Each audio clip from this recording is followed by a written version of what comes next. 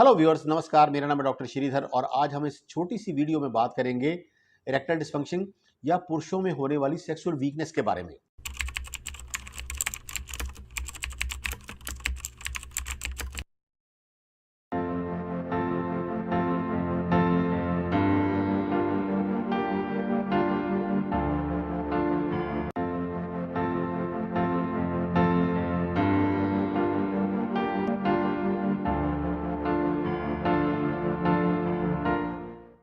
तो जो हमारे पास पेशेंट्स आते हैं सेक्सुअल वीकनेस की ट्रीटमेंट के लिए, उनमें हम मेनली 4 सिम्टम्स के ऊपर फोकस करते हैं। Number 1 desire, number 2 erection, number 3 penetration, number 4 orgasm या एजैकुलेशन। पहले हम पूछते हैं कि आपकी जो डिजायर है वो कम है या बिल्कुल समाप्त हो गई है। नंबर 2 इरेक्शन की डिग्री कितनी है, आपकी इरेक्शन जो है बिल्कुल जीरो है या थोड़ी सी कम है। तीसरा है पेनिट्रेशन, कि ड्यूरिंग सेक्सुअल इंटरकोर्स आपका जो पीनस है या आपका जो लिंग है वो बिफोर इंट्रोमिशन यानी कि औरत की वजाइना के अंदर एंटर करने से पहले फ्लिसिड तो नहीं हो जाता, या आपको किसी असिस्टेंस से जो पेनिट्रेशन है वो तो नहीं करनी पड़ती। नेक्स्ट है ऑर्गेज्म या एजैकुलेशन। अगर आपका इंट्रा वजाइनल लेटेंसी पीरियड जो है वो लेस देन 1 मिनट है तो इसको प्री मैच्योर एजैकुलेशन कहा जाता है। इंट्रा वजाइनल लेटेंसी पीरियड का मतलब होता है कि जब आपका इरेक्टेड पीनस फीमेल की वजाइना के अंदर टू एंड फ्रो मूवमेंट्स करता है तो जितनी देर तक वो उस वजाइना के अंदर इरेक्टेड स्टेट में और हार्डनेस की स्टेट में रहता है उसे हम इंट्रा वजाइनल लेटेंसी पीरियड कहते हैं। अगर किसी का इंट्रा वजाइनल लेटेंसी पीरियड जो है 15 सेकंड से लेके 60 सेकंड तक है तो उसे प्री मैच्योर एजैकुलेशन कहा जाता है।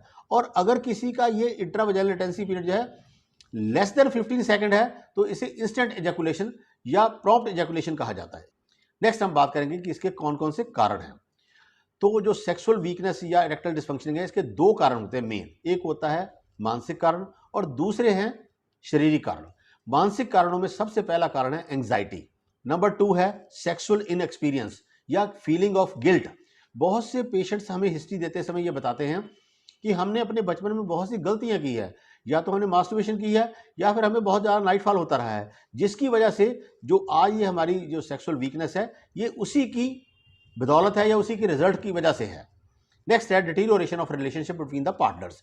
अगर आपके अपने पार्टनर के साथ रिलेशन ज़्यादा अच्छे नहीं हैं तब भी आपको सेक्सुअल वीकनेस हो सकती है। नेक्स्ट है non cooperation during sexual act.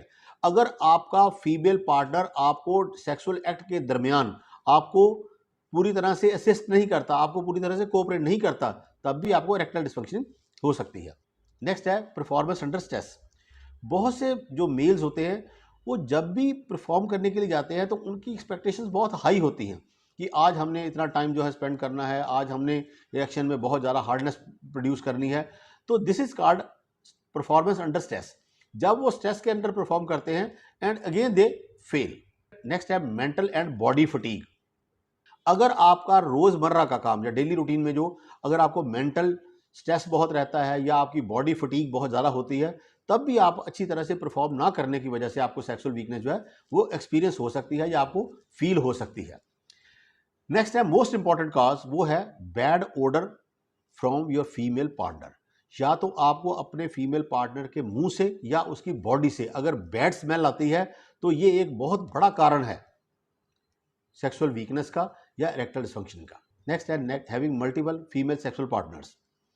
कुछ लोगों का जो कॉन्टैक्ट्स होते हैं, सेक्सुअल कॉन्टैक्ट्स होते हैं, वो मोर देन 1 पार्टनर होते हैं। मतलब उनकी जो फीमेल पार्टनर्स हैं, सेक्सुअल फीमेल पार्टनर्स हैं, वो एक से ज़्यादा होते हैं, जिसकी वजह से वो due to splitting of personality वो परफॉर्म जो है अच्छी तरह से एक पार्टनर के साथ या दूसरे पार्टनर के साथ अच्छी तरह से परफॉर्म नहीं कर सकते। इसलिए having multiple female partners is the most common cause of erectile dysfunction in today's scenario. Next है शारीरिक कारण, जिनको हम ऑर्गेनिक कॉजेज भी बोलते हैं। यह है नंबर 1 हार्मोनल इम्बैलेंसमेंट। अगर आपके मेल हार्मोन जो है वो कम है या एबनॉर्मल है तब भी आपको सेक्सुअल वीकनेस या इरेक्टाइल डिस्फंक्शन हो सकती है। नेक्स्ट है कुछ एक डिसीजेज या पुरानी बीमारियां जिनको हम बोलते हैं, जिनमें है uncontrolled diabetes, hypertension. Number 3 hypercholesterolemia, जैसे कोलेस्ट्रॉल का बढ़ना, thyroid, obesity, Parkinson, multiple sclerosis. फिर आ गया नेक्स्ट आ गया sexually transmitted diseases, Peyronie disease.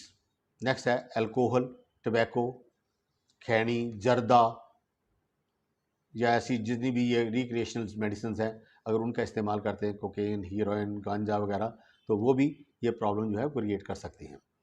Next है कुछ एक ऐसी मेडिसिन होती हैं जो हमारे डॉक्टर्स हमें हमारी डेली प्रॉब्लम्स के लिए हमें रिकमेंड करते हैं। हमारे फैमिली डॉक्टर्स हमें हमारी डेली रूटीन्स के लिए या डेली प्रॉब्लम्स के लिए हमें रिकमेंड करते हैं। उनमें जो मोस्ट कॉमन ड्रग है वो है बीटा ब्लॉकर्स, कुछ एक anti fungal drugs, anti psychotic drugs, anti depressant drugs. ये मेडिसिन जो होती हैं इनको हम आइट्रोजेनिक इरेक्टाइल डिसफंक्शन बोलते हैं, यानी कि ड्रग इंड्यूस्ड इरेक्टाइल डिसफंक्शन। तो ये मेडिसिन अगर आपको कोई इरेक्टाइल डिसफंक्शनिंग है तो आप अपने डॉक्टर से सलाह कर सकते हैं कि आपको वो कोई ऐसी मेडिसिन ना दे जिससे आपकी जो सेक्सुअल पोटेंसी है, जो सेक्सुअल जो आपका पोटेंशियल है वो कम ना हो। नेक्स्ट है how to diagnose this erectile dysfunctioning. तो इरेक्टाइल डिसफंक्शन को डायग्नोज करने के लिए हमारे क्लिनिक में हम एक तो नाड़ी परीक्षण करते हैं, उसके अलावा उसका फिजिकल एग्जामिनेशन के साथ साथ उसकी जो डिटेल्ड हिस्ट्री है उसी से हमें पता चल जाता है कि इसके जो इरेक्टाइल डिसफंक्शन है इसका क्या कारण हो सकता है। मगर कुछ एक पेशेंट्स लेस देन 20% जिनमें ये प्रॉब्लम जो है बहुत क्रॉनिक होती है, पुरानी होती है, बहुत देर से होती है और कॉम्प्लिकेटेड होती है, तो ऐसे मेल्स में हम कुछ एक टेस्ट करवा लेते हैं जिससे हमें पिन पॉइंट डायग्नोसिस करने में बहुत ज़्यादा हेल्प मिल जाती है। और उनका पिन पॉइंट डायग्नोसिस होने से उनका जो ट्रीटमेंट है वो भी बहुत ही आसानी से और बहुत ही एक्यूरेटली किया जा सकता है। तो इसलिए यहाँ पर टेक होम मैसेज ये है कि आज की डेट में इरेक्टाइल डिसफंक्शनिंग को या सेक्सुअल वीकनेस को डायग्नोज करना कोई मुश्किल काम नहीं है। It's a very simple, it is as simple as other problems. जिस तरह से आपको दूसरी प्रॉब्लम जो है, जो हम ब्लड टेस्ट करवा के, एक्सरे करवा के या कोई चीज़ें करवा के हम किसी को डायग्नोज कर लेते हैं कि इसको कौन सी प्रॉब्लम है, इसी तरह से कुछ एक टेस्ट करवा के हम उसका पिन पॉइंट डायग्नोज कर लेते हैं जिससे उसका ट्रीटमेंट करने में हमें बहुत ज़्यादा आसानी मिल जाती है। नेक्स्ट है इसका आयुर्वेद ट्रीटमेंट।